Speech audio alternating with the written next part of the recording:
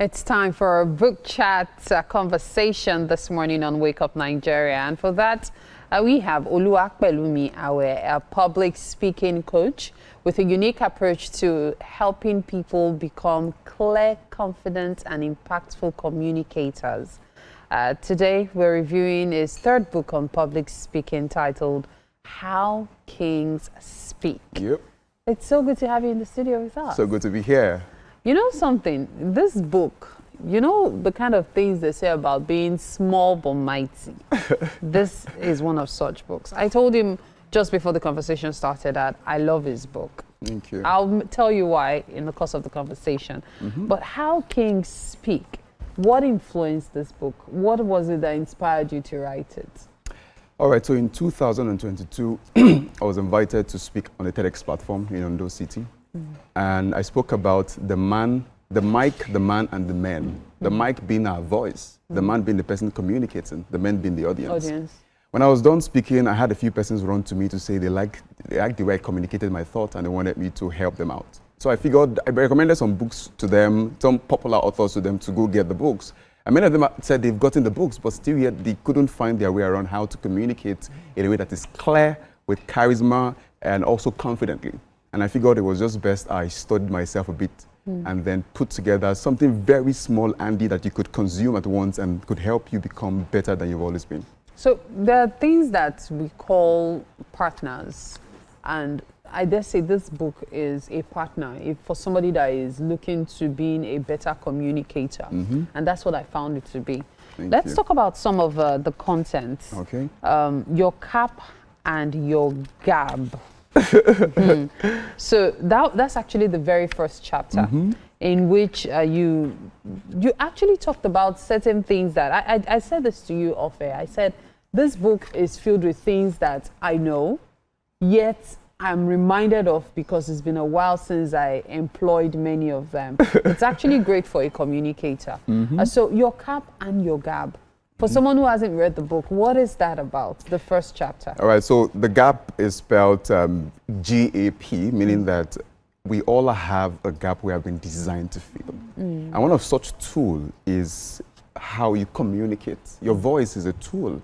If you deploy it well, I say every time that your words are your swords. Your words are your swords. You can use your sword to defend or to fight, all right? So the idea is that we all have gaps in the world that we have been designed to fill, and one of the ways to get that done is to use your voice. Because if you don't know how to communicate, you will walk like an elephant, eat like an ant. You will not be able to negotiate. Doesn't matter how powerful you look.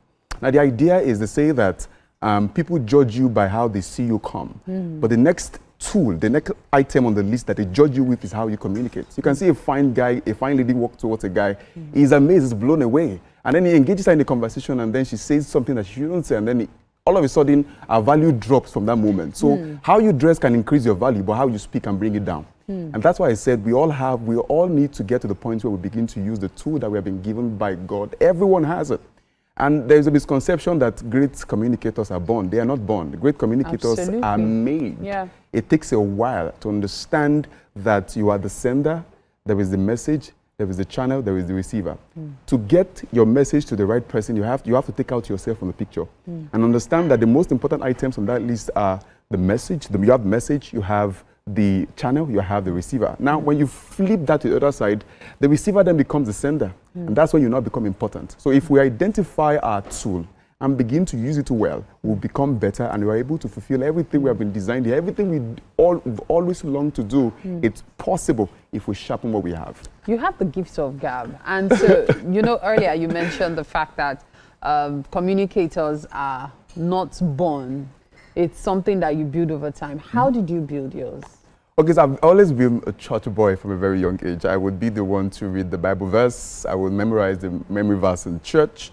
I remember I was also the preacher during my children's day back in the day. And I started paying attention to myself very early, that it felt like people wanted to listen to me every time I communicated. Every time there was the need for somebody to stand up to communicate, I would be the one that would be recommended to go and, let me go and do that. And I never said no for once. So I figured it was something I needed to pay attention to. And when I got to that institution, it was a time when I started to represent my department. Every time they said, who wants to speak, I would raise my hand. And then during defense of projects, maybe we had a project, a team project, they would say, who wants to speak for us? Because I've been answering questions in class and they found out that this guy speaks. They would have me do it. And so for 5 years in school, I was always the one communicating. Now to even crown that up, my school needed somebody to go represent our school in national debate. And then they engaged us, all the debater, people who could speak in the competition. And I emerged as number one there. So I figured it was something I needed to pay attention to, pretty much evolving into an MC and all. Wow, Yes. that's interesting. Okay, so now let's talk about what makes speeches effective. I wanted to talk about your mind and your mood, but let's talk about what makes speeches effective. That's actually chapter 3. I would tie that, your mind and the mood, together. Because your mind, your mood defines many things about you. It defines your tone. When you're happy, you speak excited. You communicate that to the audience.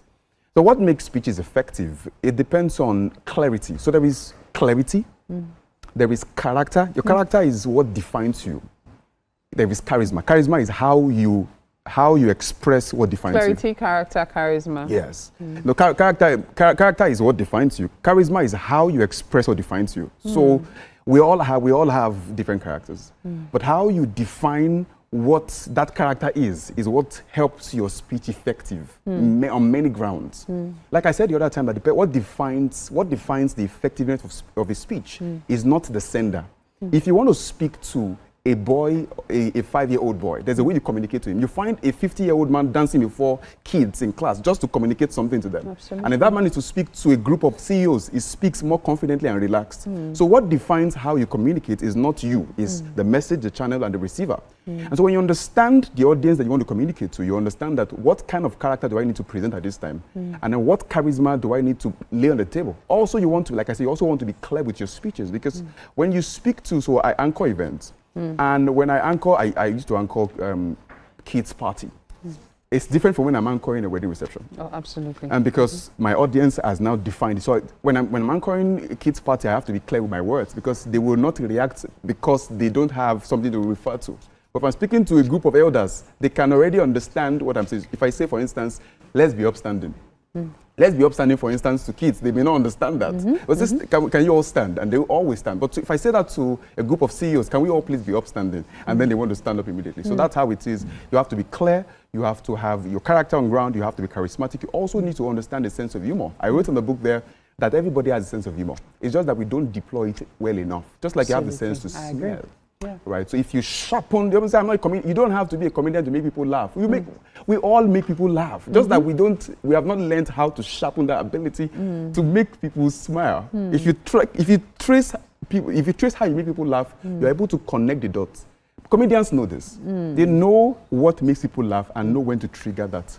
Wow. So you mentioned being in a class earlier. You know how a teacher would try as much as possible to communicate effectively with their students. And I found something really interesting, because you made reference to when you were teaching economics, and you talked about how you always came to class with the 3 questions to aid your teaching. Tell us more about that.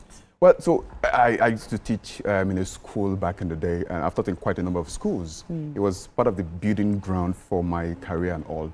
And every time I wanted to go to a class to communicate with them, I would look out for a couple of things that, we call them icebreakers. Because some teachers get into the class and then they start yelling at students. So I find out the icebreaker that is suitable for that particular situation. Also, what also defines how effective you speak, which I'm going to connect to that, is also the person who spoke before you.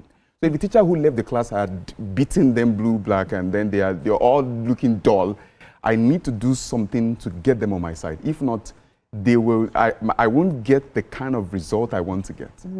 Because the goal of communicating is that the person you are speaking to understands what you are saying. Absolutely. And for as long as the person did not get it, it doesn't matter your energy, the charisma, you have not done your job. Yeah, that's true. Yeah, so I would most likely, just before the class ends, I would just go there, sit next to the class, just stand next to the class and listen to the way the teacher communicated, the voice. And then when I get in there, I ask them to stand up, walk to the person next to you, ask the person the simple question. And then whilst they stand to their feet to go around, do those, you find out that they loosen up a bit.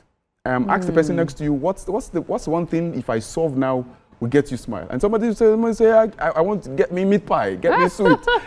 I wouldn't want her to buy it sometimes. And when I do that, everybody is excited. Yeah. Excited. So you would need to break the ice. The idea of breaking the ice is there's the ice there, and you want to break it so that you are able to get the result you want. You can't drink ice. Get through to them. You can get through to them. You can't drink the ice that it is. You have to break it to get what it is. My goodness, why did you quit teaching? I still teach people how to speak publicly. But you know, I'm actually saying this on behalf of students out there. Many teachers need to learn all of these tools you just mentioned, because children are being made to seem like they are not ready to learn, or they are being unreceptive, when all the teacher needs to do is to actually teach. Definitely. And teaching involves all of these things you mentioned. Definitely. Breaking the ice is something few teachers do. Tell you. And apart from that, being able to connect with students, you are going the extra mile, or you were going the extra mile by even standing outside the class to understand what their previous teacher has taught, so you know how to connect with them that day before the class starts. Yeah. And I find that really commendable. Thank you. I think you should be doing teacher training as well. No jokes. I'm really serious. So if it's something you haven't considered as a way to, you know, increase your income, you might want to consider it, because teachers do need to be trained. I must say, teachers do need to be trained. This is a very good book. Thank you very much. And I'm saying this as a communicator myself. It is one that would be like a companion if you're trying to be a better speaker. And of course, you also want to present yourself better.